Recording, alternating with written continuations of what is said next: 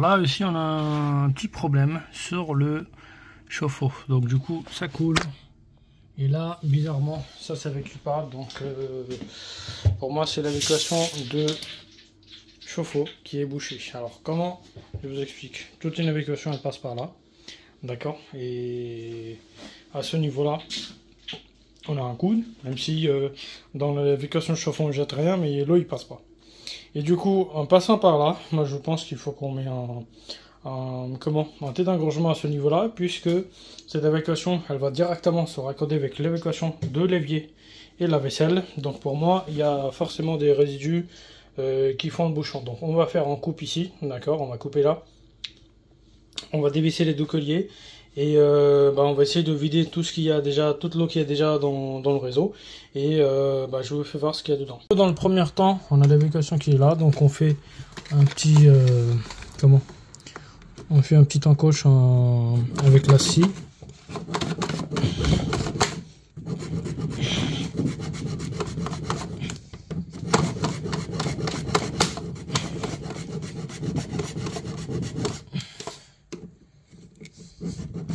Moi je le sens qu'elle est remplie là, le tube là.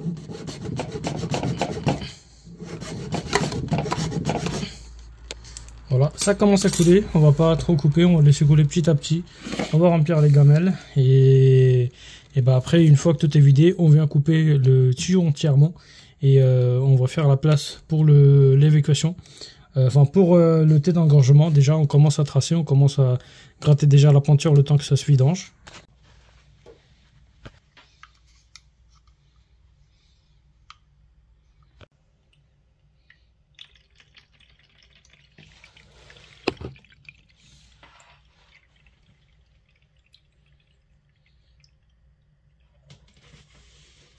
On va bien gratter, nettoyer le surface extérieure du PVC, vous voyez, vers le bas et vers le haut. Donc là on prépare notre un thé de visite. Donc là il y a un bouchon le bouchon il n'est pas collé. Donc on met d'abord simplement le thé avec le col.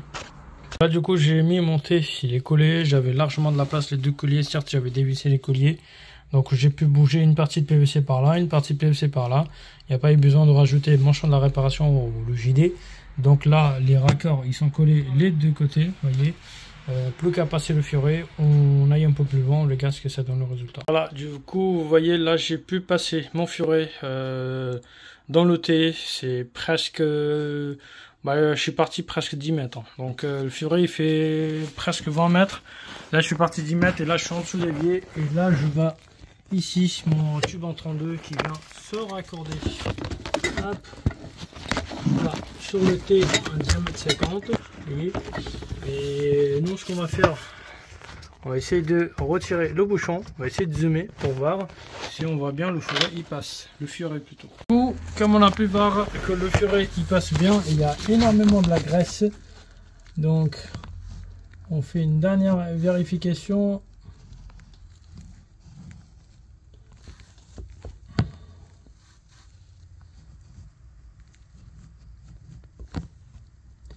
Et oui, on le voit au fond là. Ouais. C'est là, le furet il est là et il y a énormément de la graisse. Hein. Énormément de la graisse. Et oui. On va mettre un petit peu de savon et on met uniquement de l'eau chaude. Et là, on a bouchonné l'évacuation.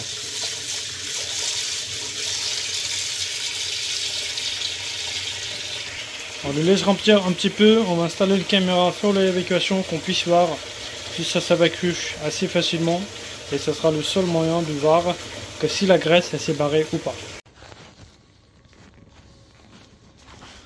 Alors du coup, on vient se mettre. Voilà.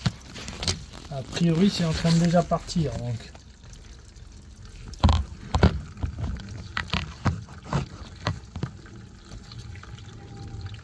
Et oui.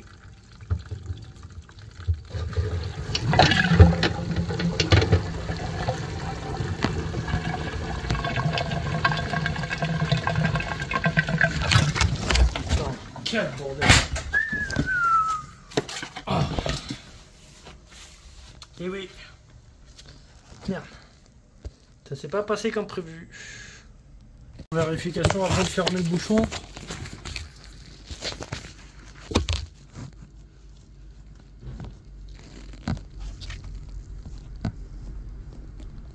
Et oui. Là, le PVC, elle est propre. C'est une bonne chose, ça. Certes, c'est en contre-pompe, mais nous, on n'a pas d'autre choix parce que là, c'est du PVC 50. Et oui.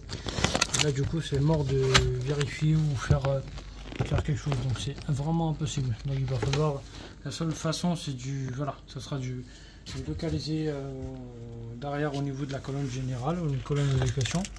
Et puis, il faut soit tout descendre côté gauche, là où il y a la colonne, et soit tout remonter côté à droite. Donc voilà, ça s'arrêtera là jusqu'au. Sur la gauche déviée, j'ai le frigo, donc ça me permet de déplacer le frigo.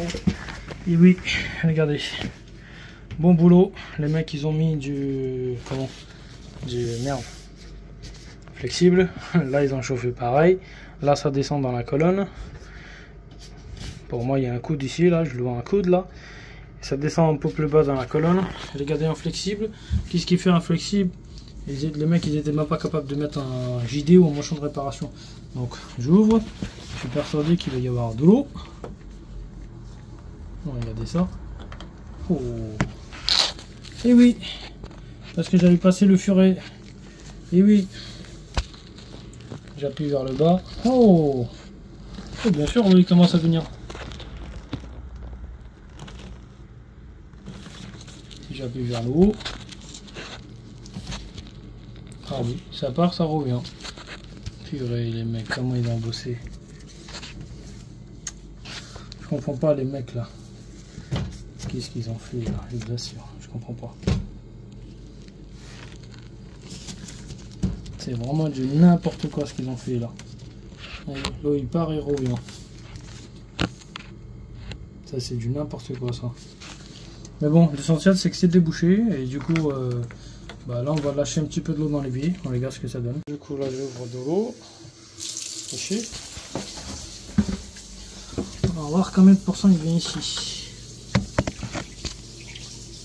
C'est une bonne chose.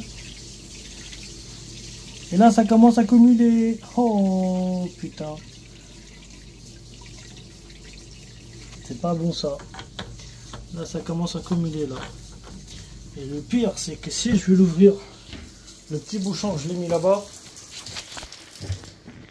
je suis sûr que ça va sortir de là.